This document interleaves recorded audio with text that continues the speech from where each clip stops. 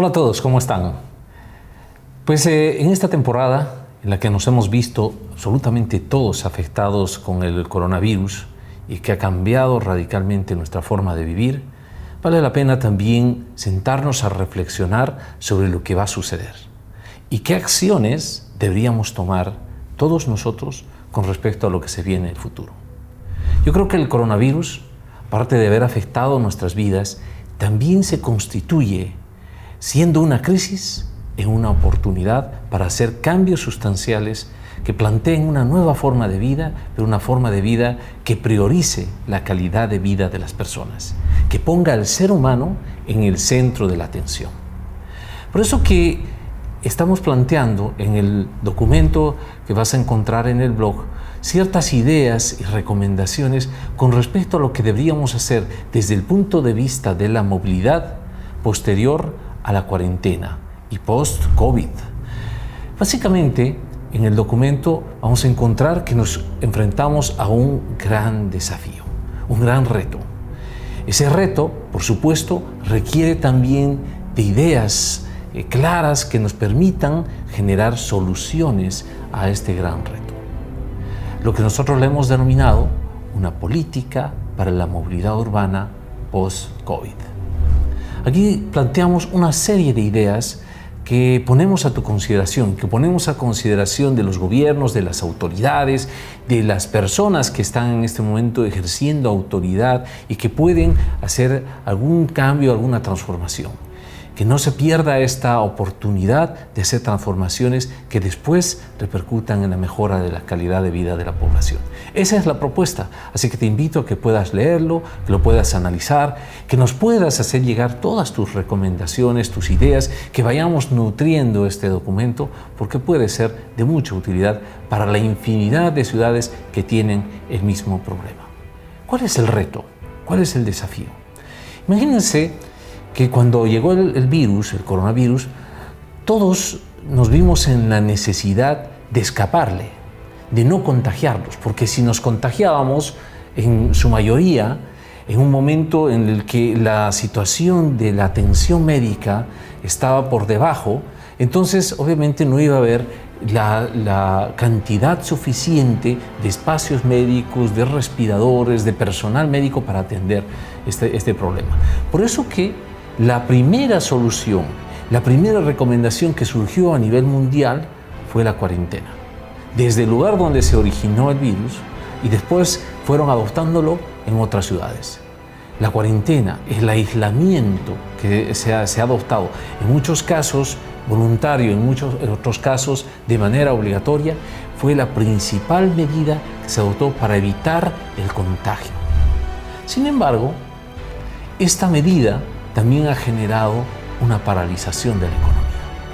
Es decir, las personas se han quedado en su casa y no han podido ir a trabajar, lo que significa que básicamente la economía se ha paralizado. Pasado el coronavirus, ¿qué va a suceder? ¿Qué es lo que tenemos que hacer? ¿Cuál es la acción importante que se debería precisar para los siguientes meses y obviamente para los siguientes años? Estamos frente a un dilema. El problema del coronavirus no ha pasado.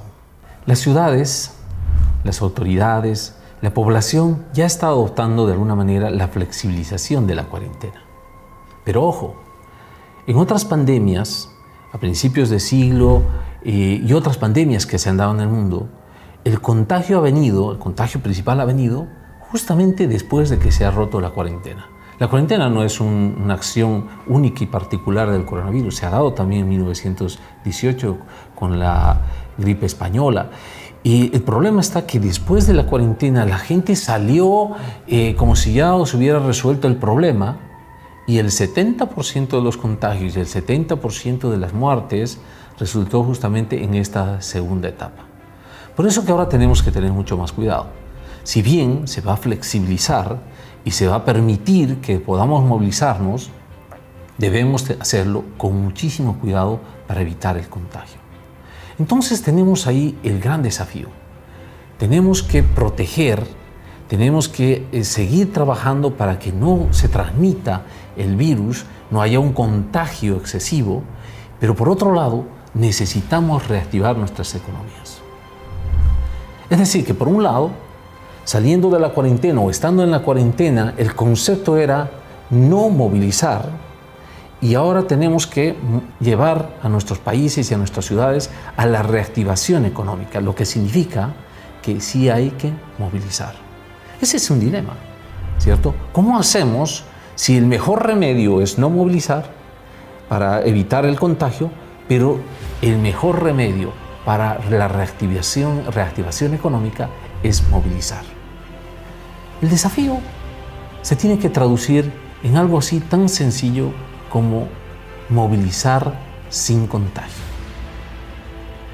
Este es un tema sustancial que nos tiene que llevar a buscar soluciones muy creativas, soluciones innovadoras, de las cuales vamos a hablar a través de esta presentación, y las vas a encontrar en el documento que está en el blog. Desde el enfoque de movilidad, el coronavirus llega a ser una oportunidad para acelerar la implementación de muchas de sus políticas. Una de ellas, y la más fundamental, es el ser humano en el centro de la atención de las políticas, en el centro de las intervenciones urbanas, en el centro de las inversiones. Es decir, el ser humano el centro de las decisiones. Esto no estaba ocurriendo. Anteriormente, todas las decisiones políticas estaban orientadas a mejorar la infraestructura para el auto, en hacer más cemento para mejorar la circulación de los vehículos, y el ser humano había quedado relegado. Hacíamos medidas que estaban orientadas a ampliar los sistemas de transporte público, y la capacidad de estos vehículos no abastecía la demanda. Sin embargo, eso no importaba. La idea es transportar la mayor cantidad de personas. Nos enfocábamos en la cantidad, y por eso transportábamos personas como sardinas, metidos en los buses, metidos en los vagones de los trenes, metidos en los sistemas de transporte como sardinas. Una forma que no es la adecuada para transportar personas. Eso merma considerablemente la calidad de vida de la gente. Pero decía que el coronavirus llega en un momento para hacernos reflexionar. Y fíjense que las medidas, ya sea para la protección y para evitar la expansión del virus, pasa por proteger a la persona. Y las medidas de reactivación económica pasan por movilizar a la persona. Es decir, que automáticamente todo se ha centrado nuevamente en la persona. Tenemos que proteger a la persona y tenemos que movilizar a la persona. Y de ahí nace este concepto, esta idea, este reto: movilizar sin contagiar. Movilizar sin contagiar suena facilito, pero no lo es. Y aún algunas ciudades han intentado implementar algunas medidas. A sus sistemas de transporte le han reducido la capacidad, pero ha generado problemas de demanda o les ha generado problemas a los operadores.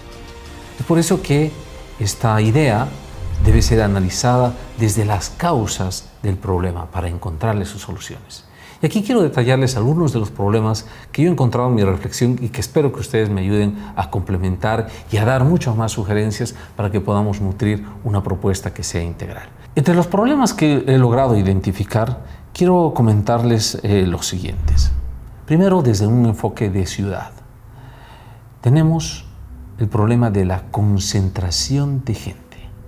La concentración de gente se da en un mercado, se da en un espacio público de esparcimiento, pero principalmente se da en los sistemas de transporte, en las horas pico, donde los buses, los trenes, los vehículos no abastecen para transportar a la cantidad de personas que requieren ser movilizados de un punto a otro.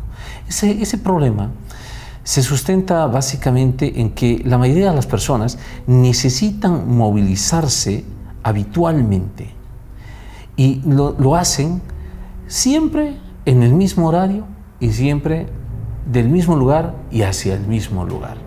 Es decir, que hay una conducta, y esa conducta hace de que se concentre la gente alrededor de los sistemas de transporte en un horario. También los horarios de apertura de las instituciones públicas o de las entidades financieras o de las que prestan algún servicio, básicamente son los mismos horarios, lo cual obliga a los usuarios, a los habitantes de una ciudad, a asistir a estos centros en los mismos horarios. Y también estamos acostumbrados a usar los mismos sistemas de transporte. Básicamente, la idea sería reducir la concentración de personas. Se habla de algunos indicadores y algunos porcentajes, pero lo que hemos podido encontrar, básicamente que podría funcionar, es reducir la movilización de personas en los sistemas de transporte hasta un 40%. Ese 40% genera otros problemas, porque le estamos diciendo al sector del autotransporte: ahora solamente vas a transportar 40% de tu capacidad. Es decir, que si un vehículo tiene capacidad para llevar 10 personas, solo puede llevar 4 personas. Si un vagón tiene capacidad para llevar 100 personas, solo debe llevar 40 personas. ¿Qué ocurre desde el punto de vista de la demanda? Los usuarios, los pasajeros, las personas que habitan una ciudad necesitan transportarse. Y si siguen el mismo patrón de antes, que todos se acumulaban y llegaban al mismo lugar en el mismo momento, pues van a ver que la oferta del servicio se ha reducido considerablemente. Va a generar eso más tiempos de espera, colas y seguramente mucha molestia de parte de los habitantes. Eso hay que resolverlo. Y del lado del operador hay otro problema, porque le estás diciendo al operador: señor, usted tiene la capacidad de transportar 100%, pero ahora no lo puede hacer porque tenemos que proteger a las personas. Así que solamente vas a transportar el 40% de tu capacidad, pero vas a operar el 100% de tu máquina. Y los ingresos. Es decir, que si llevo menos personas, tengo menos ingresos. Menos ingresos significa que voy a empezar a tener déficit, pérdidas para los operadores privados. Esto significa que no va a cuadrar la suma al final del día. Algo hay que hacer. Ese es otro de los problemas que también hay que resolver. Así que, considerando toda esta problemática de manera integral, pues proponemos algunas ideas que puedan ser de utilidad en este momento en el que pretendemos salir de una cuarentena rígida y dar los primeros pasos hacia una reactivación económica. Pues de verdad que está interesante el desafío y el reto. Así que planteamos algunas ideas, algunas propuestas que quisiéramos que tú las consideres, que también las puedas retroalimentar y por ahí además nutrir con más ideas, así hacemos un proyecto mucho más grande, mucho más interesante, pero que además pueda servir para nuestras ciudades, para nuestra gente. El plantear una política de movilidad urbana post-COVID, decíamos, requiere de transformaciones. Transformaciones en la política y en la normativa, transformaciones en la misma ciudad, transformaciones en la conducta ciudadana, transformaciones en los sistemas de transporte. Es decir, que debemos trabajar en varias áreas porque la solución requiere acciones e intervenciones integrales. Vamos una a una. Tengo 4 propuestas grandes con sus respectivas explicaciones que se las mostramos a continuación. La primera tiene que ver con evitar la concentración de viajes de personas. Esto es más que todo gestión de demanda. Para ello necesitaríamos trabajar en dos caminos. Primero, hay que establecer horarios de trabajo y de estudio o de otras actividades diferenciados. Los horarios deben ser diferenciados. ¿A qué nos referimos con esto? A que se puede ampliar, por ejemplo, los horarios de las labores en oficinas y fábricas, que no solamente se haga de lunes a viernes, sino que se haga de lunes a lunes, es decir, permanentemente. Se trabajen los 7 días de la semana, pero los trabajadores solamente asistirían a su fuente laboral 4 días de la semana. De manera diferenciada, cosa que así esparcimos la cantidad de personas asistiendo a la misma fuente laboral. A algunos les tocará ir a trabajar los lunes, los miércoles, los jueves y los domingos, a otros les tocará martes, jueves, sábado y lunes, y así sucesivamente se irá cambiando. Y la asistencia se podría hacer por horarios más prolongados, es decir, no solamente trabajar 8 horas, sino se podría trabajar inclusive hasta 10 horas máximo para cumplir la cantidad de horas requeridas semanalmente y poder aportar con lo que las instituciones que nos contratan pudieran recibir lo que requieren de acuerdo a la contratación que tienen. Pero además de eso, habría que establecer horarios continuos, porque así evitamos ese viaje de mediodía a la casa a almorzar o algún otro viaje que requiera justamente movilizarse. Todos permanecemos en nuestra fuente de trabajo y luego cuando toque salir, pues recién nos movilizamos. Pero esta medida puede también ser adoptada con otra medida adicional. ¿Qué tal si establecemos los horarios diferenciados de ingreso y de salida al trabajo? Por ejemplo, un grupo de personas podrían estar entrando bastante temprano, 7 de la mañana, luego de sus 10 horas, vamos a ponerlo, esto lo definirán quienes son los que contratan, pero podría ser menos horas o más, eso dependiendo de cada negociación entre el contratante y los trabajadores. Pero podría ser, por ejemplo, el primer grupo entra a las 7 de la mañana y sale a las 17 horas. El segundo grupo entra una hora después, 8 de la mañana, y sale a las 18 horas. El siguiente grupo entra a las 9 y sale a las 19, el otro entra a las 10 y sale a las 20. Es decir, habría un desfase de una hora, lo que significaría que en una oficina, prácticamente si establecemos 5 horarios diferentes, estaríamos logrando que el 20% de la población, de su grupo laboral estaría entrando en una hora, el otro 20% en otra hora, el otro 20% en otra hora, y no habría ningún cruce. Esto, por supuesto, evitaría la concentración de personas en el uso del transporte público, en el ingreso a las fuentes de trabajo, en el uso de algunos espacios públicos que sean limitados o en el uso inclusive de los propios ascensores en oficinas que están ubicadas en edificios. Luego también hay que trabajar, y esto debería ser parte de una política de la ciudad, en definir horarios de atención al público variados por día y por cada entidad. Es decir, que si yo tengo que hacer una gestión en el banco, pues tenga mi día específico y mi horario específico, así evito la concentración. Esto requiere un análisis más profundo para poder determinar efectivamente cómo se lo puede aplicar. Otra forma de establecer horarios de estudio diferenciados, por ejemplo, reducir las horas de clases presenciales. Las clases no las podemos parar, los jóvenes y los niños no pueden tener un año perdido en la parte académica. Entonces, para esto deberíamos optimizar las clases virtuales. Recordemos que estamos hablando de las ciudades donde efectivamente hay acceso a los instrumentos virtuales. La mayoría de los jóvenes y de los niños tiene, inclusive a través de sus propios padres, la posibilidad de acceder a un dispositivo móvil, así que no sería muy complicado. Es mucho más difícil si nos vamos al área rural, donde efectivamente hasta la conexión de internet puede afectar en clases virtuales. Pero entonces la propuesta sería reducir las horas de clase presenciales, es decir, que los niños y los jóvenes asistan a clases en el colegio o en la universidad, y optimizamos las clases virtuales. Pero no dejamos que simplemente sean clases virtuales, sino más bien hacemos que vayan, pero que vayan pocas veces. Por ejemplo, los estudiantes de colegio que vayan solamente 2 veces a la semana, o los estudiantes universitarios que solo vayan el 40% de su carga horaria. De esta manera estaríamos estableciendo horarios de asistencia al trabajo y de estudio de manera diferenciada y distribuyendo, esparciendo la demanda y la concentración de personas. Una segunda forma, un segundo bloque de medidas estaría a través de reducir la necesidad de los desplazamientos. ¿Qué significa esto?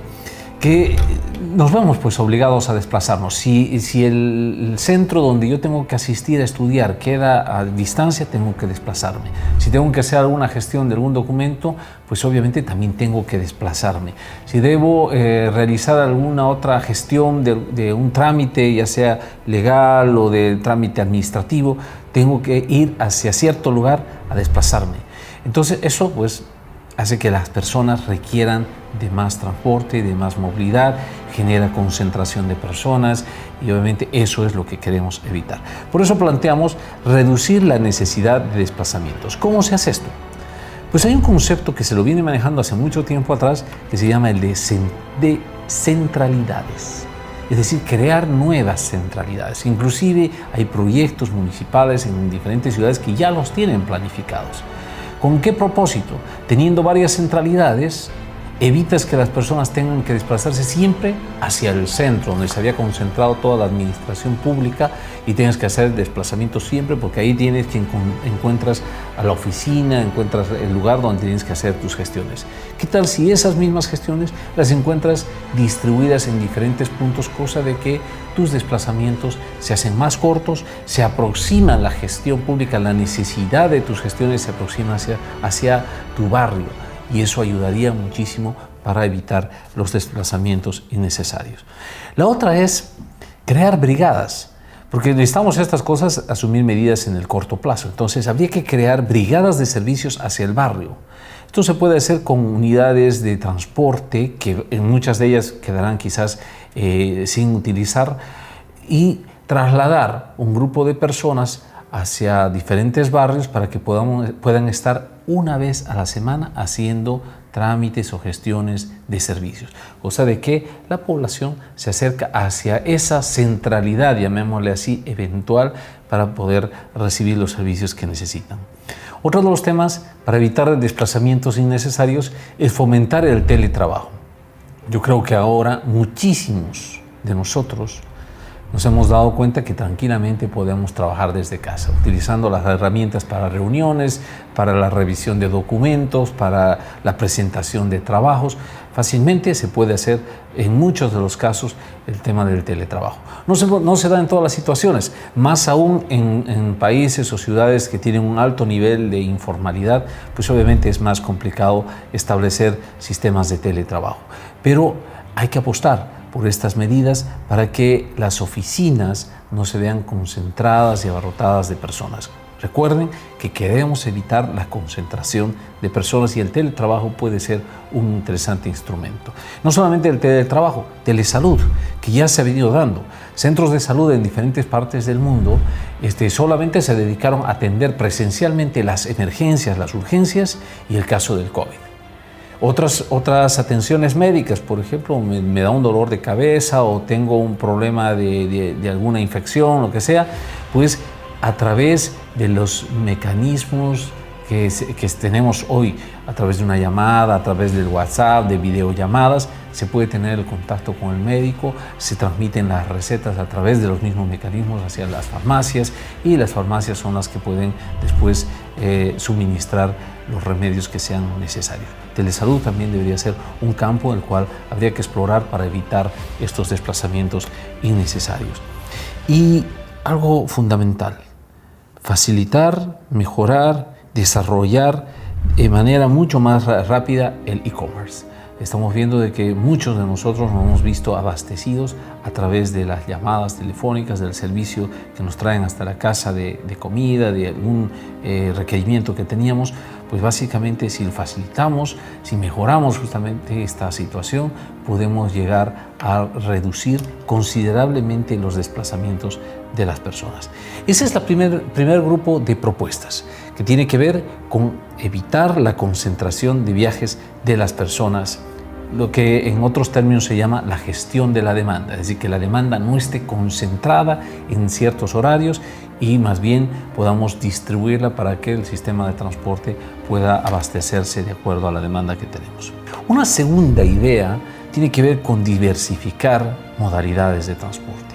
Hay diferentes ciudades. El caso de La Paz es un poquito más complicada por las pendientes que tiene, por la configuración de sus propias calles. Es un poquito más difícil pensar en bicicletas, en la electromovilidad, etc., pero hay que explorarlo también.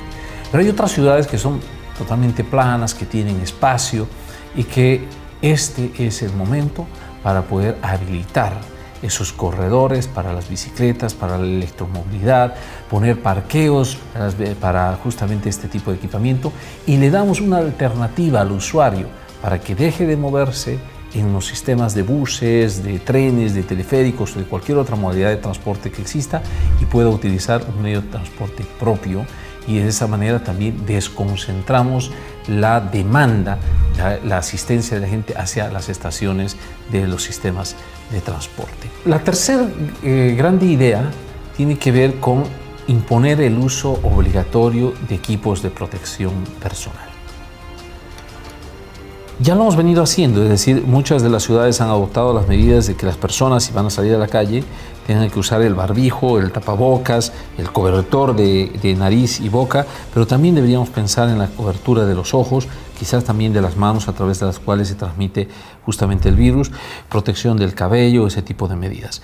Estas medidas de protección de equipo personal van en tres partes. Primero, hay que implementar medidas de seguridad de los operadores del transporte público. Esto tiene que ver primero con adaptar los vehículos según las características. ¿Cómo podemos generar una adaptación propia del vehículo a fin de que se reduzca al mínimo la probabilidad de un riesgo de contagio al utilizar los sistemas de transporte? El momento en que van a comprar los pasajes también hay que tomar en cuenta que debe haber una protección en esa comunicación que se genera entre el vendedor del pasaje, el cajero, y el que lo va a comprar, en este caso el usuario. Acá proponemos también priorizar el uso de los medios electrónicos de pago, las tarjetas electrónicas. Hay que reducir al mínimo y en lo posible quizás ya ni siquiera utilizar la moneda, el billete, que puede ser un elemento de transmisión también de la enfermedad. Obviamente los operadores deben tener un constante, permanente proceso de limpieza y de desinfección de sus vehículos y de todos los elementos que están en contacto con los usuarios. Y los propios operadores, los trabajadores de los sistemas de transporte, los conductores de los vehículos tienen que tener sus sistemas de protección. También debemos adoptar medidas de seguridad en las paradas y en las estaciones de transporte.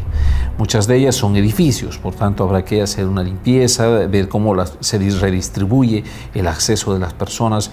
Por un lugar ingresarán, por otro lugar saldrán, manteniendo la distancia social que se ha establecido, mínimo 1 metro. En otros casos son paradas que están en la calle y que básicamente deberían tener también algunas medidas para evitar la aglomeración de personas. Y por supuesto, la implementación de estas medidas para los pasajeros, donde se tenga que exigir que deban llevar la protección de ojos, reitero, ojos, boca, nariz, manos, que no se genere conversación entre las personas, que si básicamente alguien tiene algún síntoma, alguna situación que pueda generar algún tipo de contagio, pues lo pueda declarar para evitar que otras personas sufran de la misma enfermedad. Como estas medidas, hay que tratar de trabajar en algunas que sean específicas para lo que es las características del sistema de transporte de cada ciudad. Y finalmente, una cuarta solución tiene que ver con pensar en los operadores. No nos olvidemos que les estamos pidiendo a los operadores que transporten solamente el 40% de su capacidad instalada. ¿Esto qué significa? Que ellos van a operar con el 100% de sus vehículos. Si tienen 100 buses, los 100 buses los van a poner a disposición. Si tienen 1000 cabinas, las van a poner las 1000 cabinas. Si tienen 10 trenes, los van a poner los 10 trenes. Pero el problema está en que le estamos pidiendo que solamente usen el 40%. Eso significa que si en una cabina van 10 personas, solo pueden entrar 4 personas. Si en un bus entran 100 personas, solo pueden entrar 40 personas. Para efectos de un administrador del transporte público, esto significa menos ingresos, menos pasajeros, menos venta de pasajes, menos ingresos para la empresa. Pero además de eso, le estamos pidiendo que adopte adicionalmente medidas de bioseguridad, es decir, más limpieza, más controles, más equipamiento para evitar el contagio en los sistemas de transporte. Esto, en síntesis, es una fórmula de más egresos, más gastos y menos ingresos. Al final, la ecuación cierra en que te va a dar déficit, es decir, los operadores del transporte se van a ver muy afectados. Con menos ingresos y más gastos van a estar permanentemente en pérdida. Si son instituciones públicas, el Estado, en muchos casos que ya estaba subvencionando, va a pensar en aumentar la subvención. Si son operadores privados, no les va a cuadrar el negocio y por tanto van a estar a pérdida. Ahí algunas personas pueden estar pensando, pero lo resolvemos con el incremento del pasaje. Pues no creemos que vaya a ser una solución adecuada. Primero porque los incrementos del pasaje tendrían que ser muy altos. Estamos hablando a razón de casi por 3 o por 4 el pasaje actual, ¿cierto? Estamos hablando de 70 centavos a $1 el pasaje promedio en la región latinoamericana. Al final estaríamos hablando que el pasaje tendría que costar 3 a 4 dólares por cada viaje, y esto pues ya se hace inmanejable. Por tanto, sería una medida que más bien provocaría algunos problemas de tipo social. Por eso creemos que en este punto los gobiernos tienen que meditar sobre la forma en la que vamos a apoyar al sistema de transporte, porque no nos olvidemos de que la movilidad es absolutamente necesaria para la reactivación económica. Y también no nos olvidemos que la movilidad es un derecho social. Así que en este concepto planteamos tres tareas también. La primera es implementar medidas de salvamento financiero hacia los operadores del transporte público. Esto puede venir de la mano de una compensación financiera por el porcentaje de pases que no se transportan. Es decir, el Estado asume el porcentaje que no le está permitiendo transportar y le paga al operador para que el operador tenga el mismo nivel de ingresos y no entre en déficit. Una segunda medida puede venir a través de la subvención de los costos. La mayoría de los sistemas utiliza energía eléctrica o utilizan combustible, y posiblemente a través de una subvención o la entrega de este insumo tan importante como energía, reitero, o como combustible, puede ayudar a que los operadores reduzcan sus gastos. El otro tema viene planteado en otorgar condiciones para financiamiento. Ya muchos sistemas han estado parados, ya han entrado en déficit, ya tienen deudas, necesitan capital para volver a reactivar sus operaciones, deben planilla y por tanto tienen que resolver su problema ya. Y para eso pues planteamos de que se pueda generar un financiamiento para caja que sea en el corto plazo, y para el mediano y largo plazo generar sostenibilidad de sus propios sistemas. Obviamente estos financiamientos tendrían que ser en condiciones muy favorables y con garantías públicas, garantías soberanas. Y finalmente el tercer punto para resolver el apoyo al sector transporte pasa por dotar de elementos de bioseguridad a los operadores de transporte. ¿Qué significa esto? Que le podemos reducir un costo importante a los operadores que estamos viendo que ya la tienen difícil, y que más bien esto venga por la vía de la dotación por parte de los gobiernos. Así, lo que estamos hablando de la dotación de alcohol, de elementos de desinfectación, de los elementos de limpieza, de bioseguridad, de barbijos y todos estos elementos para los operadores sean dotados por el gobierno, y así de esa manera se reducen significativamente los costos de operación. Con estas 4 medidas que estamos planteando, y las reitero: evitar la concentración de los viajes de personas, diversificar las modalidades de transporte, imponer el uso obligatorio de equipos de protección personal y apoyar al sector transporte, creemos que podemos adaptar de alguna manera al sistema de transporte que tenemos en nuestras ciudades y aportar para que el sistema ayude a que nos podamos movilizar sin contagiar. De esto se trata la política pública de movilidad urbana post-COVID. Pues así es la vida, nos da grandes desafíos, pero nos reta para que a través del ingenio, a través de nuestra capacidad, a través de nuestro intelecto, a través de nuestra creatividad, podamos plantear soluciones. Ojalá estas soluciones sean innovadoras y estén orientadas a la mejora de la calidad de vida de la gente. No nos olvidemos que las personas, el ser humano, está en el centro de nuestras decisiones. Lo que hagamos bien le va a favorecer en su vida. Lo que hagamos mal le va a afectar en su vida. Es por eso que te invito a que podamos hacer reflexión, análisis, crítica, propuesta sobre la base de este documento, sobre la base de esta presentación. Podamos desarrollar mucho más ideas y las podamos plantear hacia nuestros gobernantes, hacia nuestras autoridades, hacia los que están administrando los sistemas de transporte, hacia la comunidad en general. Y de esa manera, de manera participativa, de manera conjunta, podamos salir de este problema, podamos movilizar sin contagiar. Te agradezco por habernos seguido. Síguenos en otras presentaciones, vamos a seguir con este análisis. Si te ha gustado, dale un like. Muchas gracias.